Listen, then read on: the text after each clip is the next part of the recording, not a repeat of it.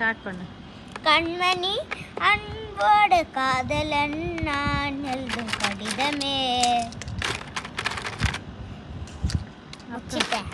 பொன்மணி பொன்மணி உன் வீட்டில் சௌக்கியமே, நான் இங்கள் சௌக்கியமே. உன்னை என்ன பார்த்தேல் கவிதை கொட்டுது, அடையல்ல பாட்டையும் கவிதை முட்டுது.